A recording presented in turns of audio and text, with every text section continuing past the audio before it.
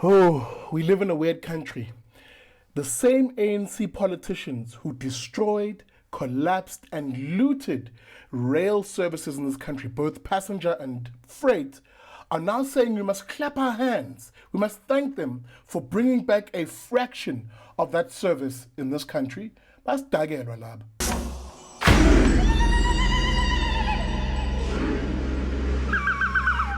Welcome to it. My name is Fikile Mbalula. You're watching the Vuka Nazo Show. And what am I talking about? You're probably wondering. Well, one ANC General Secretary, Fikile Mbalula, who you'll remember is the former Minister of Transport in this country, a useless character if there ever was one. Well, he's in the ANC. Of course he's useless, you're probably thinking, but nonetheless, a useless character that he is, posted this video on social media, almost expecting us to clap our hands and to thank the ANC government for bringing back a rail service they collapsed in the first place. Watch this.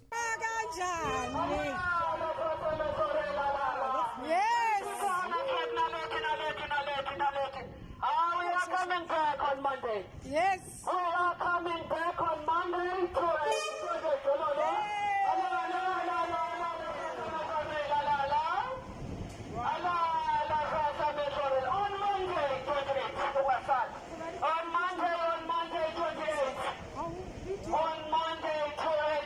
And yes, I mean it. The rail, passenger rail and freight in this country have absolutely collapsed. Don't take my word for it. A recent incident of the taxi strike in Cape Town painted that picture quite clearly. When the taxi operators abruptly decided to withdraw their services, poor commuters didn't have much in the way of alternative options other than buses and a limited train service. The same buses also which were burnt allegedly by these striking taxi operators. And a lot of people started realizing, as you saw the scenes of poor residents walking as much as 30 kilometers to get back home, that the collapse of rail in Cape Town and really all over this country has been one of the biggest indictments of this ANC government since democracy. The bottom line is simply this: the ANC does not care about poor individuals, let alone black South Africans. It simply does not care. But hey, don't take my word from it.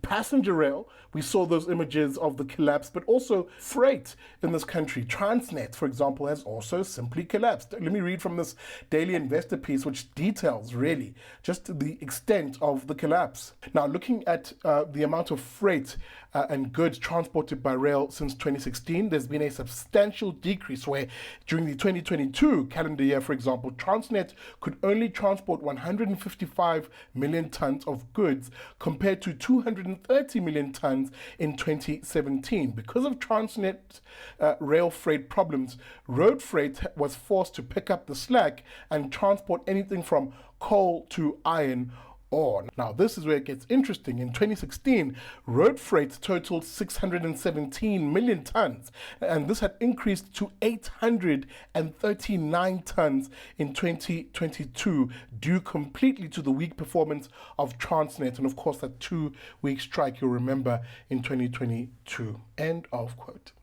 Again, this graph shows in much detail exactly what that quote was speaking to, so that it begs the question, what exactly is Fikile Mbalula of the ANC asking us to celebrate here, number one? And number two, where the ANC have clearly failed, why are they refusing to give over rail services to those administrations, especially local governments in this country that work, allow them to run the service, as has been begged for, indeed, by the mayor of Cape Town, Jordan Hill-Lewis, who's now basically said he is willing to lodge an intergovernmental dispute if the national government doesn't come to the party and form a joint working committee to devolve trains down to local government. Of course, News 24 writing this issue up, and indeed the odd response by President Ramaphosa basically saying, up yours, to the Cape Town mayor.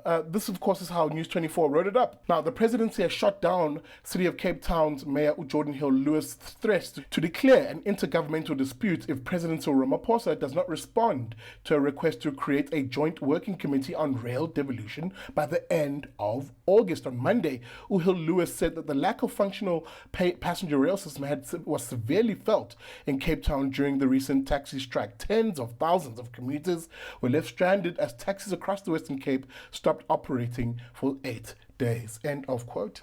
And indeed, that's the issue at hand here. If you can't offer the service, if you can't run the service, if you can't keep your grubby, looting hands out of the, if you will, the proverbial money pot of passenger rail in this country, then the ANC must step aside and allow other administrations, whether they are a DA1 or whatever else, to run the service. It is a service ultimately for the poor. So that goes back to the point I made earlier on. The ANC simply doesn't care about poor people in this country.